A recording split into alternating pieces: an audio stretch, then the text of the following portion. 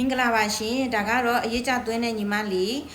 ထုတ်တဲ့ဆွဲကြိုးတမတ်တာယောက်ျားလေးဝေးမိန်းကလေးဝေးနှစ်ကြိုးထုတ်ပါတယ်ဒီညီမလေးရဆိုလို့ရှိရင်630နဲ့6ရောက်မြောက်ပေါ့နော်သူကကျတော့အတိုးမယူတဲ့နံပါတ်ကလေးနဲ့သွင်းခဲ့တာပါအရေးကြစရင်နေနေ့တိုင်းပဲသူကတနေ့ကို900နဲ့သွင်းတဲ့တယောက်ဖြစ်ပါတယ်ရှင်နေတာကတော့အယူထရကနေနေတယ်အရေးကြသွင်းတဲ့စရင်နေအမြဲတမ်းပိတ်တယ်သူလိုချင်သလောက်ငွေအမောက်ရပြီဆိုစရင်နေအမြဲတမ်းပိတ်တဲ့ညီမလေးဖြစ်ပါတယ်ဘောင်းချလေးတွေလည်းအမားတို့ထည့်ပြီးတယ်ပို့ခတ်ဖရီနဲ့ပို့ပေးပါတယ်ရှင်သူဆိုရင်အကြိမ်ကြီး10ကြိမ်မကပါဘူးထုတ်ပြီးတာเนาะ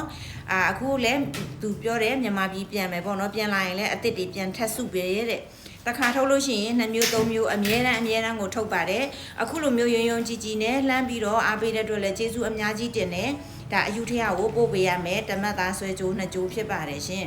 ကိုကရွှေစုတယ်ဆိုဘာပဲထုတ်လို့ရတယ်เนาะငွေကိုအရင်စုပြီးတော့မှရွှေထုတ်တဲ့စနစ်ဖြစ်ပါတယ်ရွှေစုရင်အမားတို့ဘာလို့လဲမေးတဲ့သူတွေတခါတည်းပဲဖြေပေးလိုက်မယ်နော်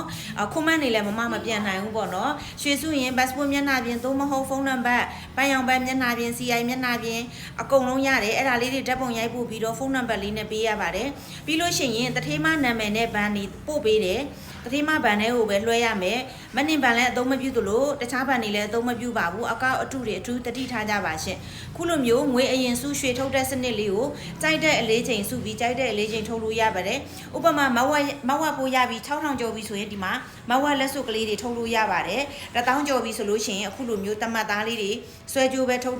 လက်စုပ်ပဲထုတ်လို့ရပါတယ်ငါးမူသားဆိုလည်းဒီလိုပဲဆွဲကြိုးပဲထုတ်လက်စုပ်ပဲထုတ်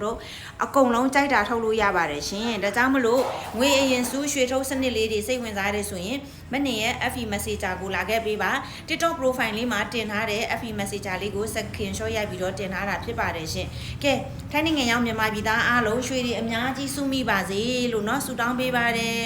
ဒါ900သွင်းတဲ့ညီမလေးဆိုရင်10ကြိမ်မကဘူးထုတ်ပြီးသွားပါပြီရှင်ရွှေတွေအများကြီးစုမိကြပါစေရှင်